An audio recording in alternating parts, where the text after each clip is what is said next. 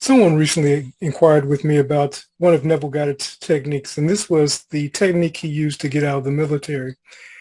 A lot of times when we think about Neville, many people think that Neville was in the mind control business where he was controlling people and like zombies, they were at his will.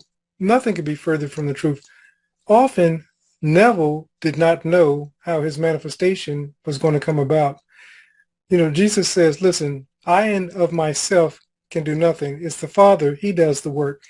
We call the Father the bridge of incident. So let's talk about Neville's getting discharged from the military.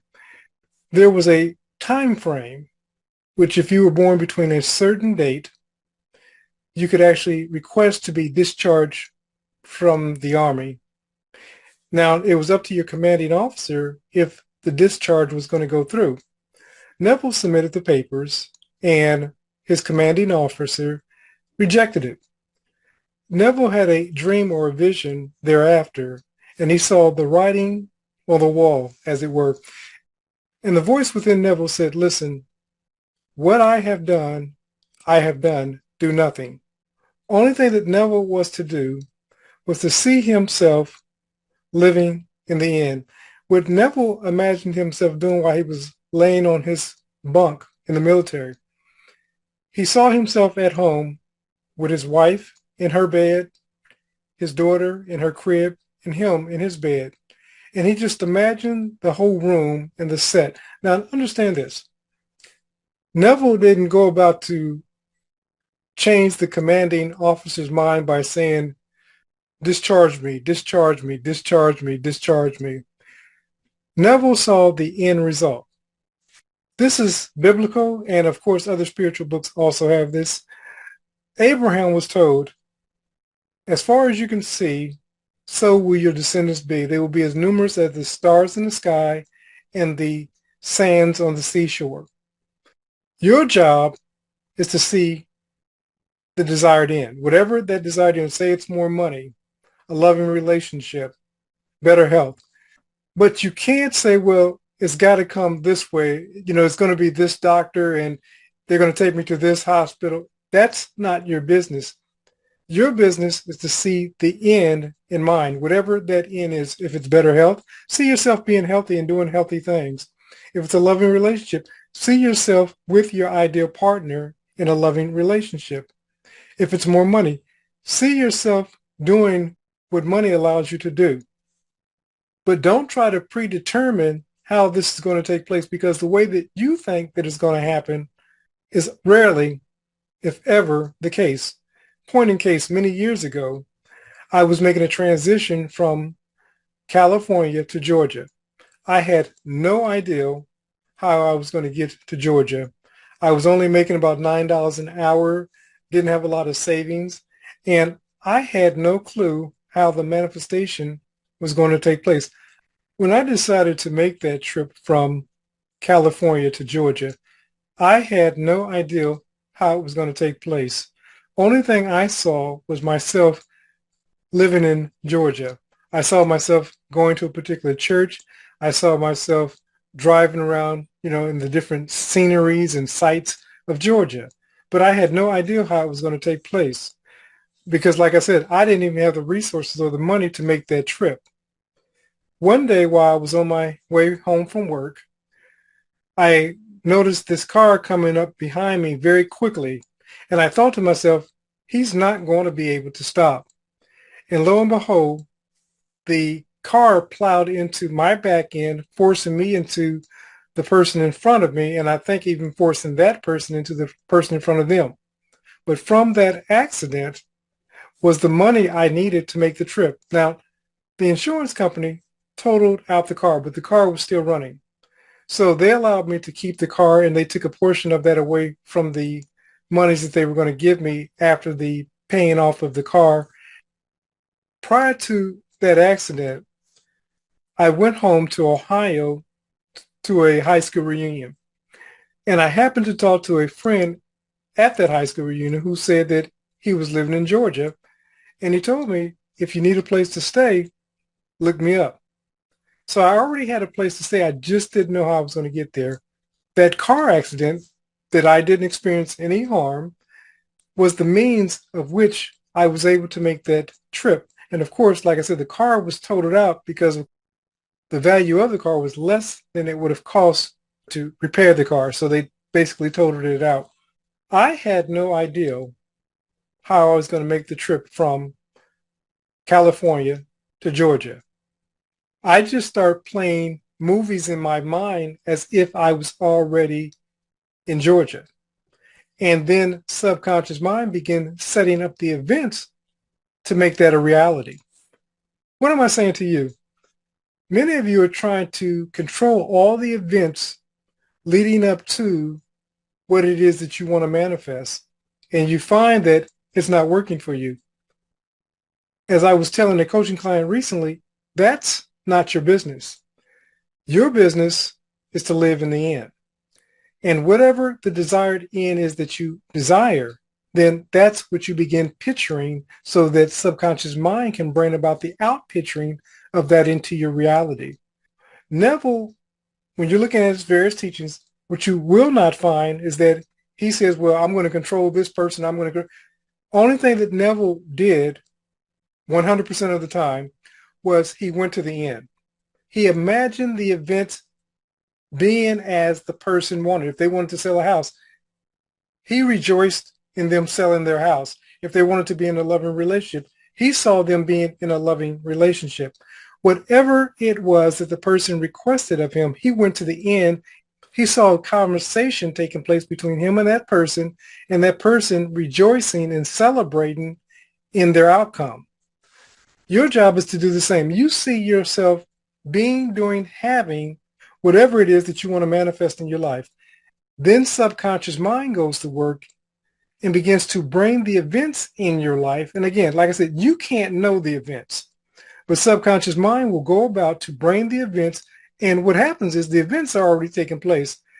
Once we set this ball in motion, our eyes are open to newer possibilities. So things that we wouldn't have looked at before, all of a sudden we see the opportunities. Abraham called it the ram in the bush. When Abraham was called to offer up Isaac as an offering, God said, cause your son no harm. And of course, they found the ram in the bush. Once your eyes are open, let's say to abundance, then you're going to start seeing wealth opportunities. People are going to start approaching you as somebody that they want to do business with. Prior to that, even if they did, you wouldn't be open to it, so you couldn't see it. It could be right in front of your eyes and you just wouldn't be able to see it. If I was content living in California and I did not want to make the relocation, my friend and I wouldn't have had that conversation because there would have been no need. But because I expressed to him my desire to live in Georgia, that opportunity presented itself. I didn't know that I was going to see him at the high school reunion and that we were going to talk about possibly my relocating to Georgia. I didn't know that a guy was going to rear end me and force an insurance claim, and that would be the means by which I would make my relocation. My point to you creators is you can't know. You can't know the bridge of incident, nor can you know what's best for another person. You can't say, well, let me make sure that they do this. Again, that's not your business. Your job is to live in the end. If it's a loving relationship, see yourself being in that loving relationship. If it's a better job, see yourself occupying that better job. If it's traveling, see yourself traveling. When my wife and I took our first trip to Hawaii, we were at a church conference and this gentleman was speaking and he was talking about he was going to be holding this workshop in Hawaii.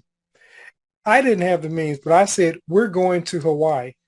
Once I saw us in Hawaii, then the events took place that allowed us to be in Hawaii at that convention.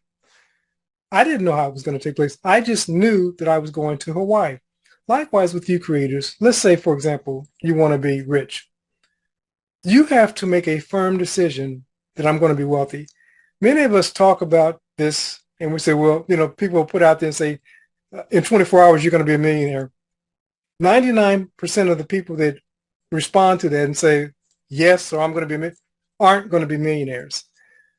It's not until we make a decision to truly be a millionaire, and we do it without a shadow of a doubt, not because we know how, but we've made a decision. If I decide, I often use the scenario of a glass of water.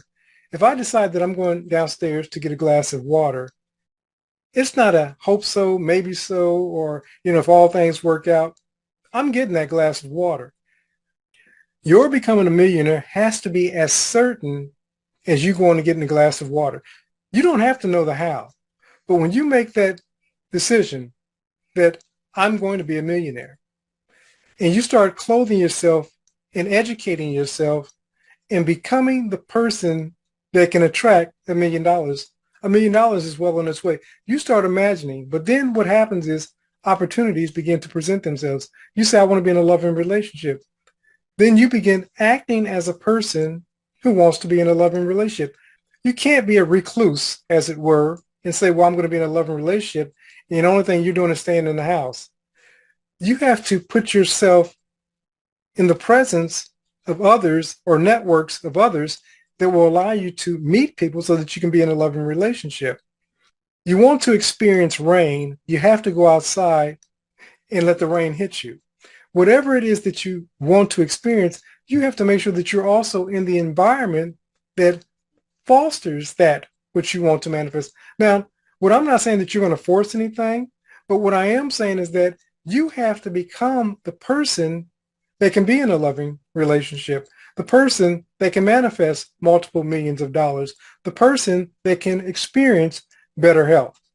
Once you begin living from those states, you have to go to the end, but then you have to begin occupying the state of that new reality, not knowing how the relationship is going to come. The money's going to come, the better health is going to come, but you have to begin operating from the state. Jesus would often say, now go you and sin no more. What he's saying is go and don't do the thing that you were previously doing that got you into this state. I was talking to a client recently, and she had found herself in relationship after relationship after relationship. And she kept wondering why the relationships were failing. And I said, if you continue to do what you've always done, you're going to continue to get what you've always gotten. Her problem wasn't being in a relationship. She had no problem attracting a relationship, but there were certain habits that she was practicing that weren't conducive to being in a loving relationship. Once she began to change those habits, mindsets, she opened up the way to be in a loving relationship. Now, has she learned everything that she needed to know to be in a loving relationship? Of course not. You have to go through the learning process of making money, of better relationships, of better health. Just saying that I'm going to be in better health, but still practicing poor health habits, you're deluding yourself. Just saying that you're going to be in a loving relationship, but you're still verbally abusive to people, you're deluding yourself. To say that you're going to have more money, but you're still practicing poor spending habits, you're deluding yourself. Einstein called it the onset of insanity. He says that insanity is doing the same thing over and over again, but expecting different results. That's insane. And many teachers are telling you that you can continue to do exactly what you're doing, change nothing, and yet you're going to get a different result. Mine doesn't work that way. Jesus says you should know a tree by its fruits. What are you experiencing in your life? That's your fruits. I can know from what you're experiencing in your life what you're thinking. If you're continuously thinking erroneous, negative thoughts, then you're going to continue to get negative, erroneous outcomes. But remember this, creators, that only you can create your perfect world. Not God or man. Only you can create your perfect world. This is Coach DeCarlo, and have a great and abundant day.